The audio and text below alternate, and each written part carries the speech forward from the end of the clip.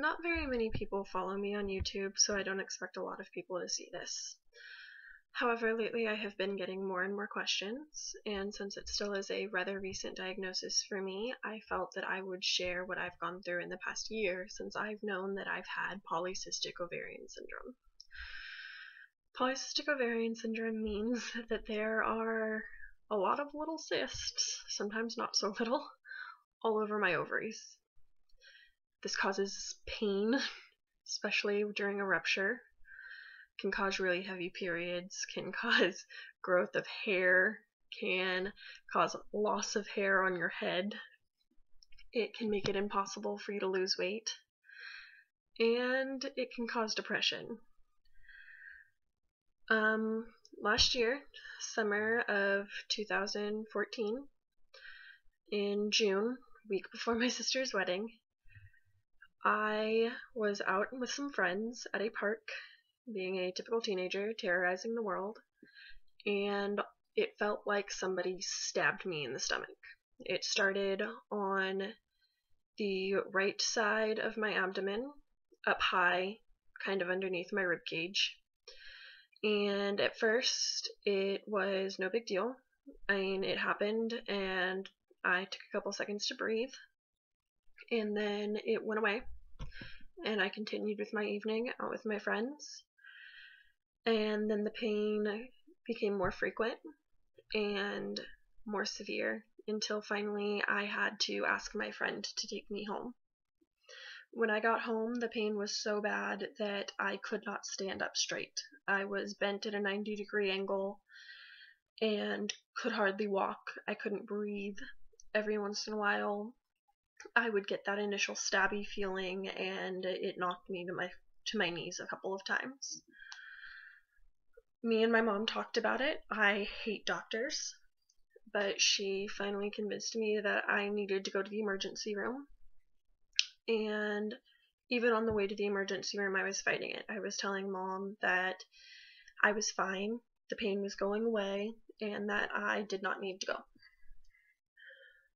Well, she got me there, and we told the front desk lady what was going on, and they thought that I was having an attack of acute appendicitis, so they got me in immediately. And they got me to see a doctor, and they did an MRI, and they did some blood tests, and determined that there was nothing wrong with my appendix. But I was still in a ton of pain. They kept giving me morphine, and it kept wearing off, and I was crying, and it hurt so bad. Come to find out, a couple of days later, when they finally got all of my tests back and everything, after they had sent me for an ultrasound, what had happened was I had had an ovarian cyst rupture. It wasn't even a very large cyst, but it was large enough that it took me out for a couple of days, and I was on heavy-duty painkillers at my sister's wedding, and that's a day that I will never get back, and I had to leave early because I was in so much pain. And Kylie, if you ever see this, I'm sorry that I had to leave your wedding early. It's not something that I would have chosen to do if I had a choice. I didn't think much about it. After that, I thought it was a one-time deal. They didn't say they had found cysts on my ovaries. They had just said that I had that one that ruptured. So I got a new boyfriend, and everything was going great, and I went back down to school, 800 miles away from home, and I missed 2 periods. At this point, I was thinking I was Mary Magdalene, and I was freaking out, and I took 2 at-home pregnancy tests, and they were both negative. And I am lucky enough to have a very good friend down here at school whose dad is a very well-known gynecologist. And I went to him and told him what was going on, and he thought I was pregnant. So he sent me for a blood test, and they did the blood test, and it came back negative, and he set me up for another ultrasound. And a week later, I went in and I did the ultrasound, and the lady who was doing it, she was doing the internal ultrasound, and anybody who's ever had those, they are uncomfortable. she was poking and prodding and kept on saying if I could just get a little bit more to the left, and I kept saying, there is no more to the left, please stop. And she stopped in the middle of the ultrasound and goes, oh wow, sweetie, you've got cysts everywhere. I didn't really know what to think. I had already known that I had a tilted uterus, and I had been given some false information, and I had been told that it was going to be impossible for me to get pregnant. I had been told that back home. I now know that that is not true. Having a tilted uterus does not mean you cannot get pregnant. In fact, most normal women, if they do have a tilted uterus, when they get pregnant, their uterus will straighten out during the pregnancy. It might go back after the pregnancy, but they'll be fine. They'll be able to have kids. Until then, I had never thought that I wanted kids, actually. And then I was told that I couldn't, and I realized how stupid I had been and how much I was giving up by deciding that I never wanted them. So, back down at school, my doctor puts me on birth control, says that it's going to help regulate my body, and it's going to make my polycystic ovarian syndrome, as I now know, more bearable. It's going to help me be more normal, have less mood swings. It's going to lighten up my periods, because even though they were very irregular, sometimes I would have them, sometimes I wouldn't. When I would have a period, they were awful, and they lasted forever. And they would be so bad that I would have to miss school, and it's not something that I would wish on anybody.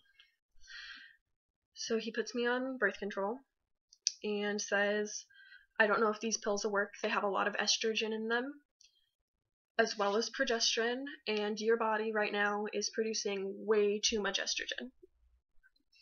For women who do not know, your ovaries naturally produce estrogen, fat cells naturally produce estrogen, and cysts naturally produce estrogen.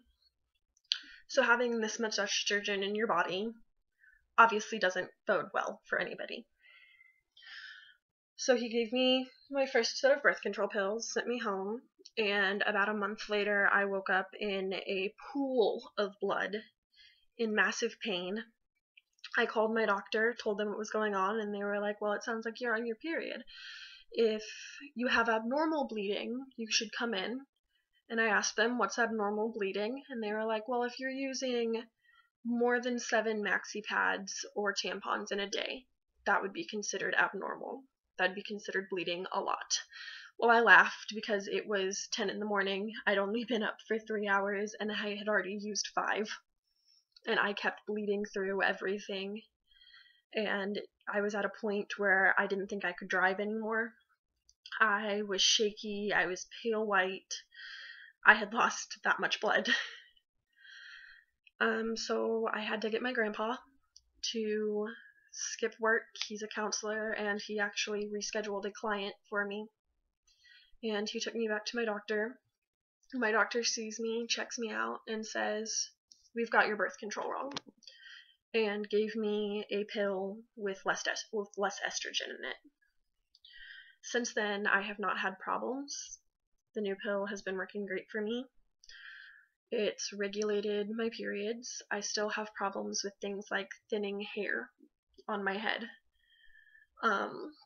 Sometimes I'll get hair that grows here, and I've always had to wax my upper lip. That's just every woman in my family has that problem. I'll sometimes get hair on my belly, and I do a pretty good job of taking care of that. I still get heavy periods, but they no longer last forever. Right now, my biggest problem with polycystic ovarian disease is my doctor told me that if I lost weight, it would be better. It would probably not go away, but my symptoms would be less severe because there would be less estrogen in my body.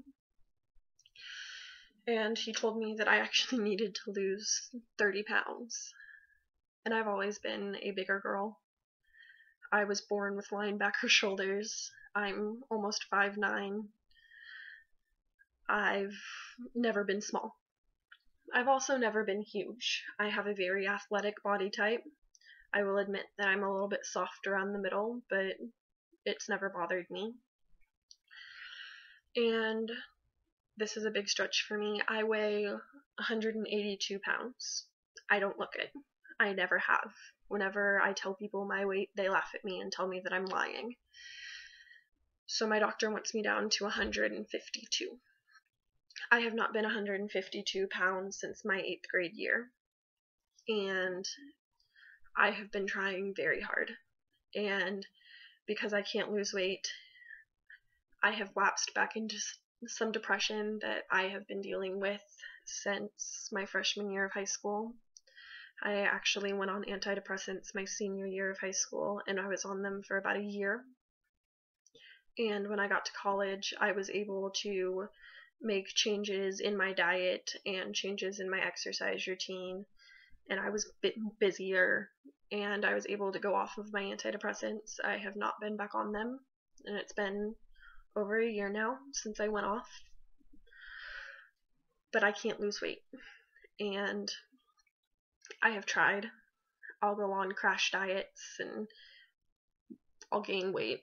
I will exercise for 3 hours a day and stay the same. I'll eat only salads for weeks on end and I'll gain weight.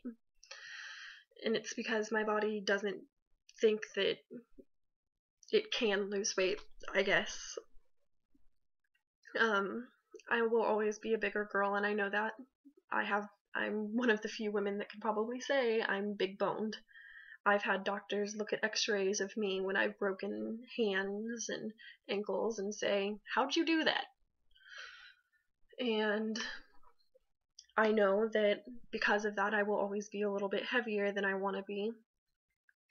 But it's gotten really hard for me because now I know that I need to lose weight, but at the same time I have a condition that makes it very hard.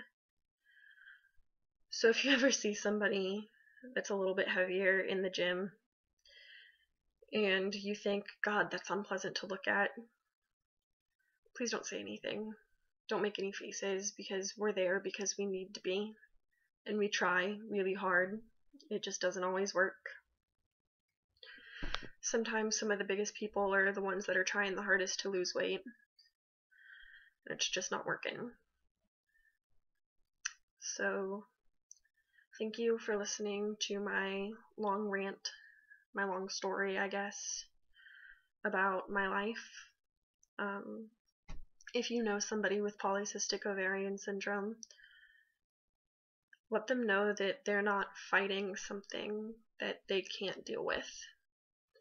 I think if more people knew about polycystic ovarian syndrome, then more people would be willing to give you a hand when you needed it.